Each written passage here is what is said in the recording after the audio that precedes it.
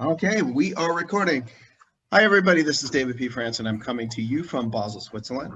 Before we get the interview started, we'd like for you to subscribe to the YouTube and BitChute channel, like the videos, of course, and share the videos with your friends and family, people that your loved ones, so that you can find out what we're up to at David P. France TV. We are a platform for creators and creative people, artists, writers, thought leaders, small business owners, entrepreneurs, inventors. And today we are speaking with someone who I've had the privilege to speak to several times before, Christal Brown.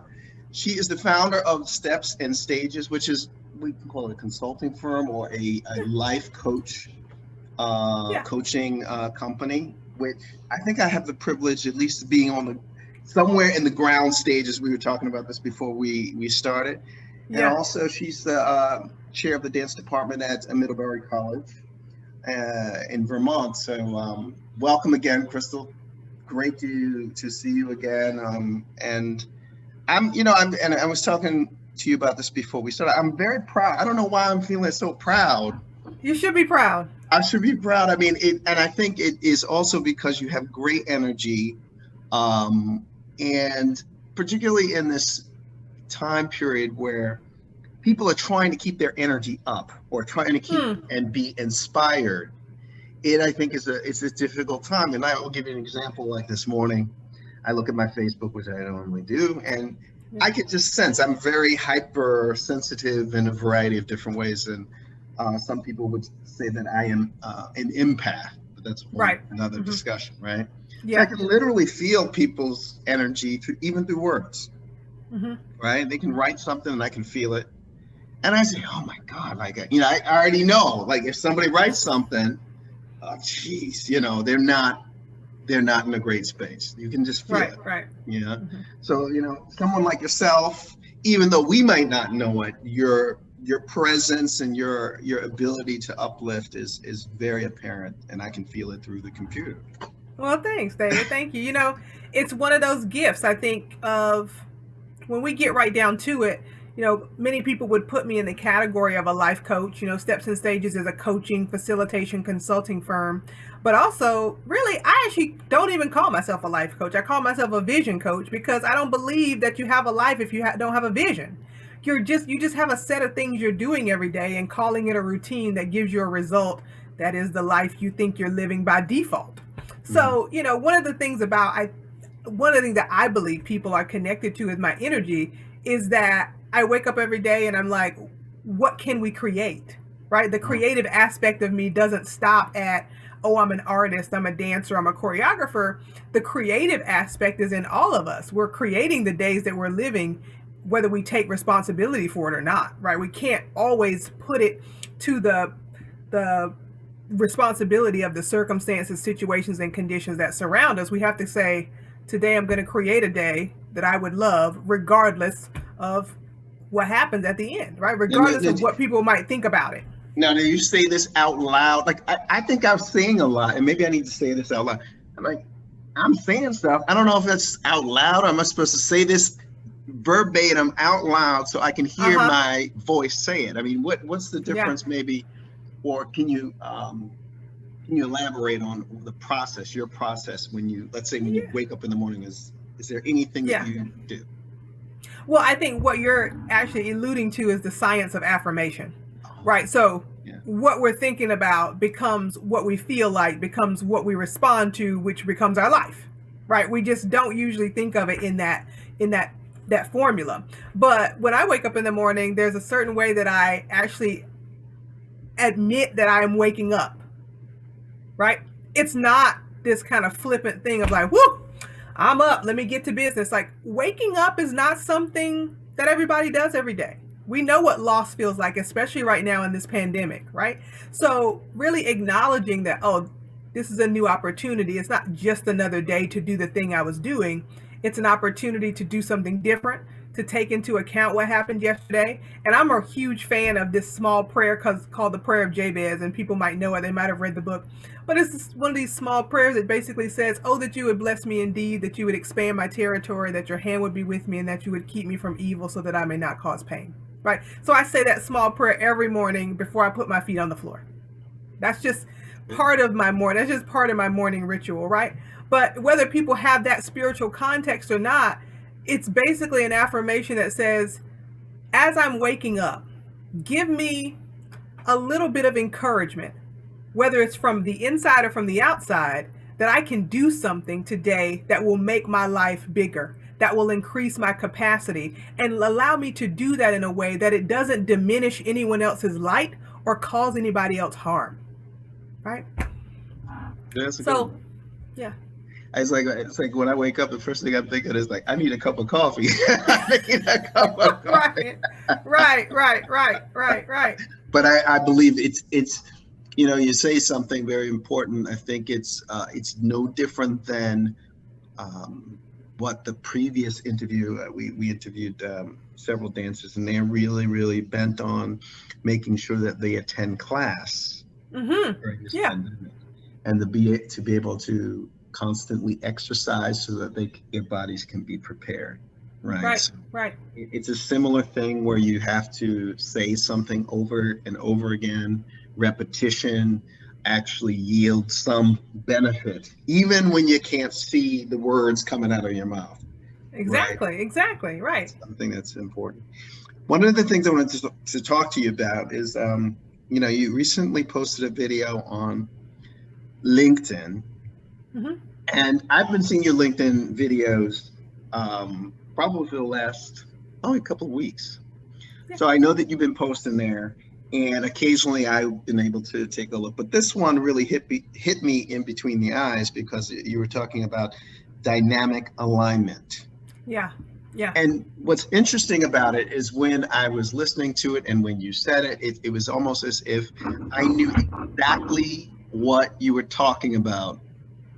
Maybe not the words for it, but I knew exactly what I say. Okay, here we go. Like that was what was in my mind when I listened to it. Can you explain to the audience what exactly is dynamic alignment? Of course. So when I think of creating a vision, usually people are thinking about something that's big and audacious and outside of them, and that's kind of like a fairy tale, right? So as a coach, it's my job to really be clear with them that something about what you're seeing is already a desire of your heart, right? It's a seed that's been planted in you before. Now, you might have forgotten because your education and your responsibilities have rationalized you out of believing that it was even a reality in the first place. That's number one.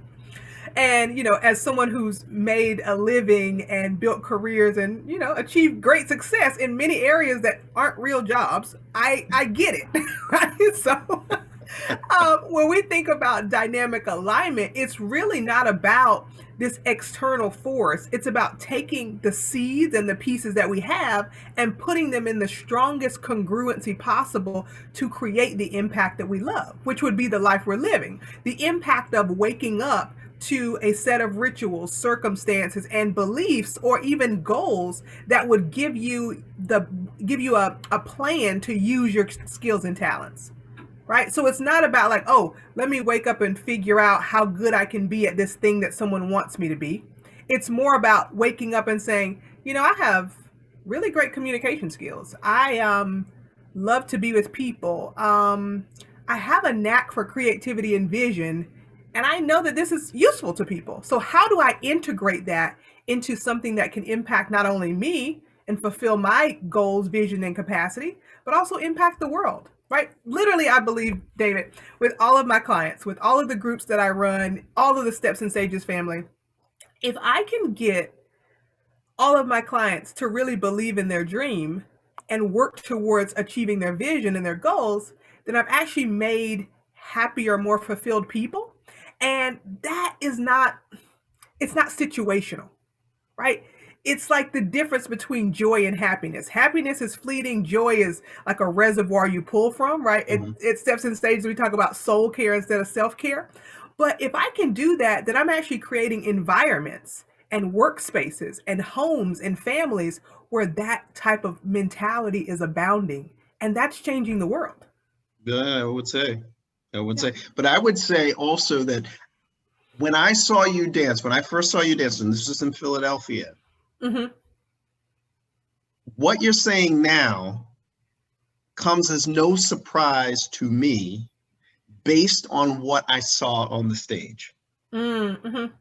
Yeah. Now, I don't know if everybody can make that leap or make that jump, but I made it. Now, I didn't know that I was going to be sitting, with you now, many years later, having a conversation with you. But I said, this is a person on the move.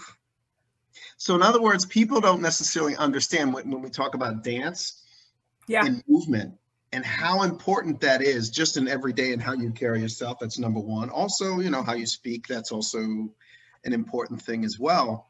But it's sort of what I was able to see was just based on your movement that there was something much bigger that you were manifesting. And you may not have known it yourself, but I could just feel that you had the ability to do that. So now when you're sitting here and I hear the topic of dynamic alignment, I was like, well, she was doing that in 2000. Right. You really were. The thing about it, David, is that we actually most of the time don't know how many mediums our gift can manifest in. Yes. Right. So one of my core values is love. Right. Like I think maybe I told this story on another one of your episodes that I actually didn't start dancing because I was tugging at my mama's apron string saying, can I be a ballerina?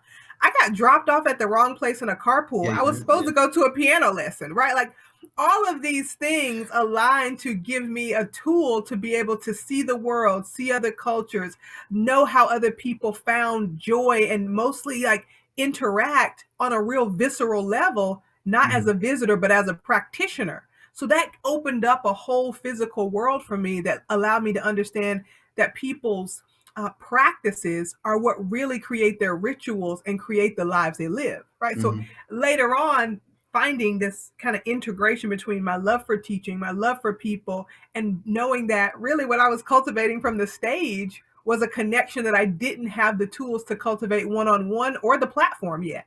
Right. So it was like this heart to heart connection that I was forging with audiences that was really feeding me to keep doing the hard work of being a dancer, like of doing the thing, doing the training, right. To be able to get to that connection piece.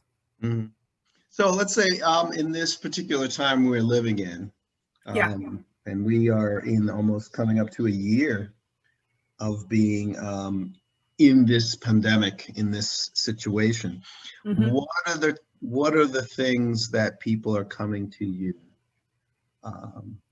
for, and some of the issues that they present to you? Yeah. Right now, I'm seeing a lot of clients ready to transition, and transition is a form of creation, right? It's a place where it's not about necessarily I want to say it's not necessarily about bridging the gap, but being comfortable in the process. And in our education setting, in our work setting, in our ladders of success quotients, we've actually taken the creativity portion out.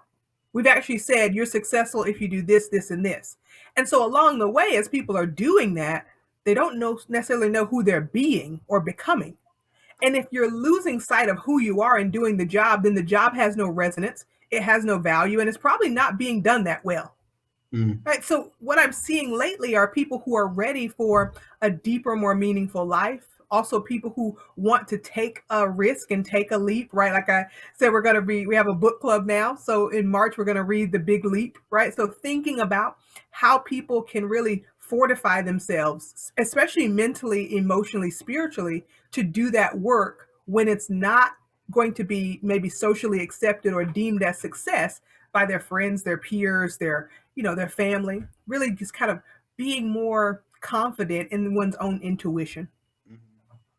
Well, what's interesting, and hopefully one day I'll be able to help facilitate this, is that many of my colleagues who are Black women are speaking, and many that have I've interviewed on this channel, they've been talking about this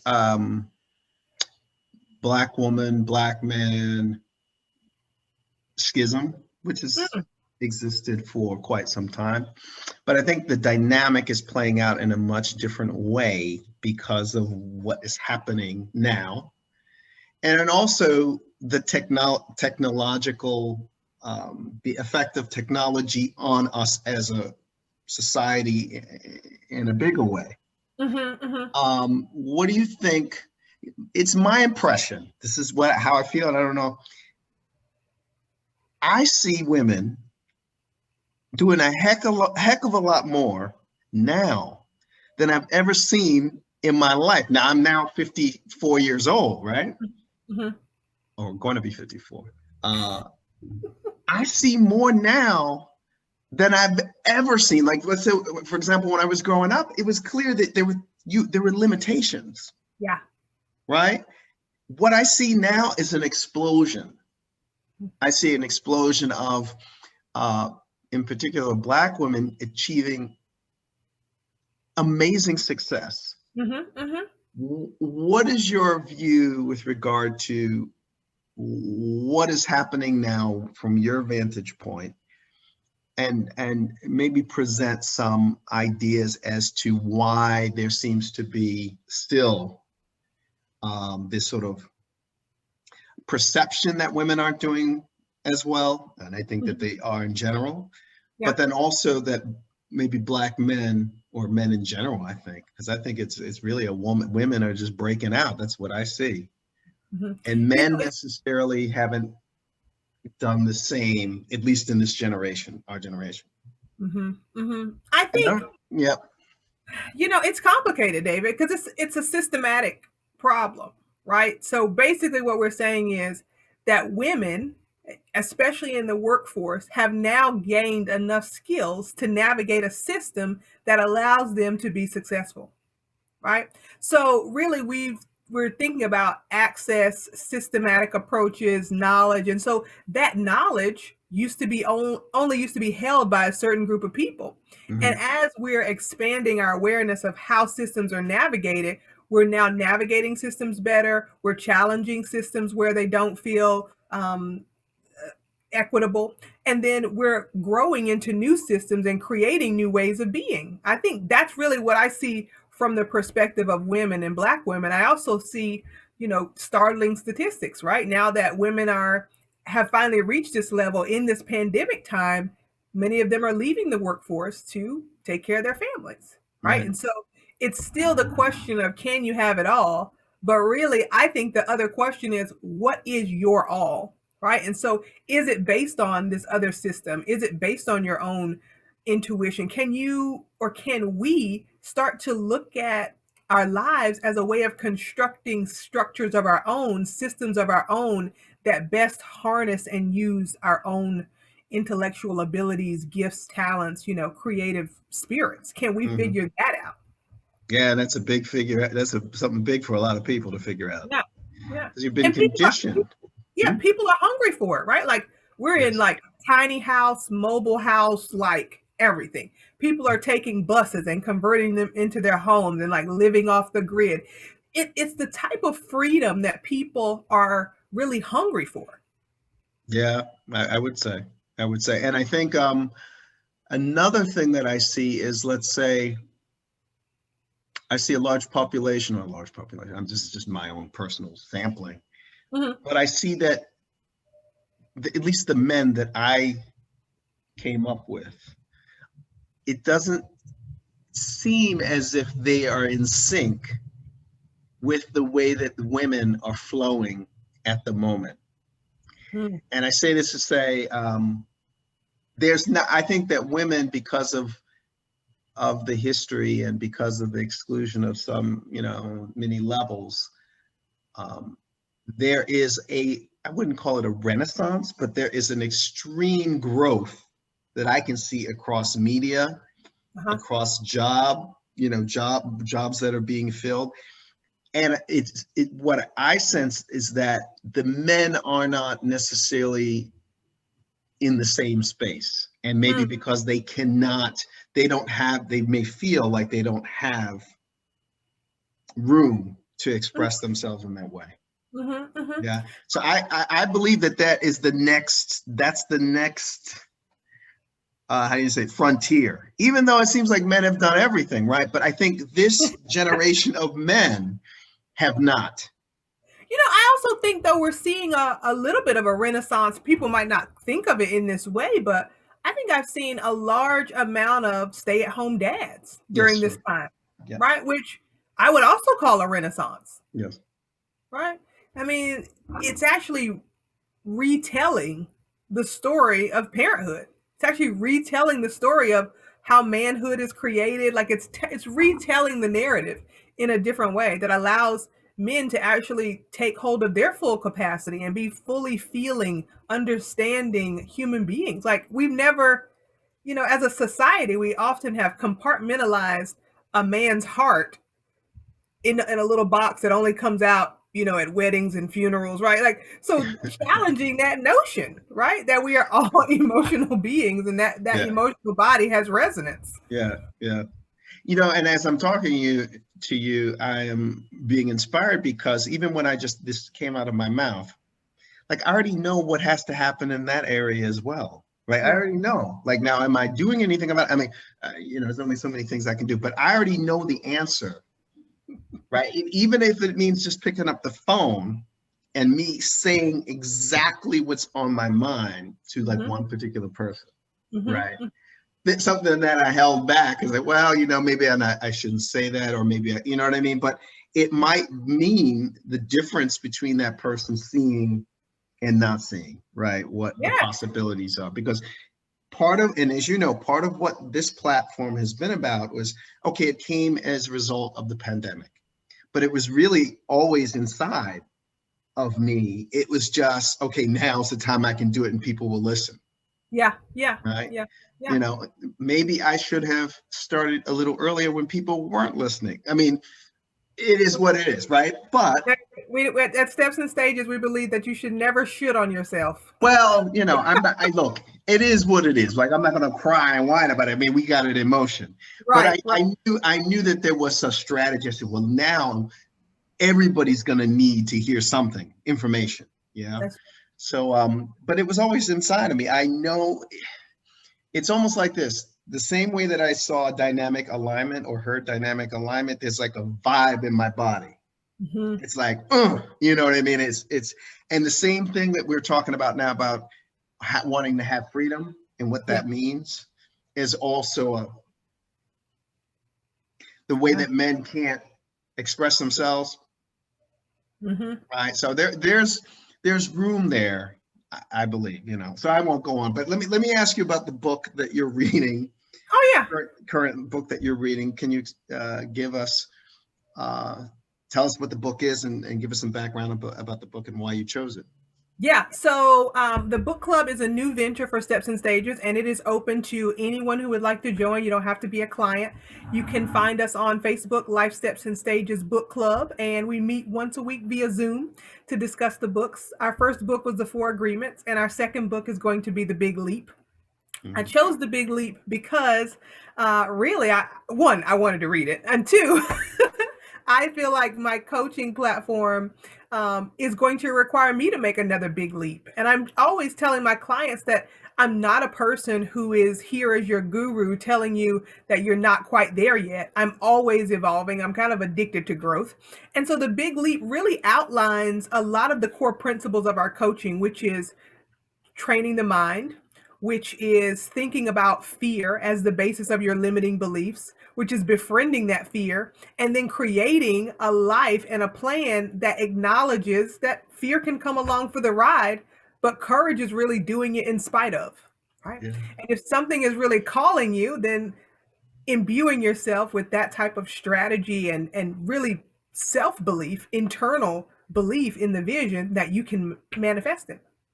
Oh, geez. You know what? Now I think because of people like Oprah and people like all of these, so we say life coaches, right? But they're really people that they're just people that have knowledge that the masses did not necessarily have, right?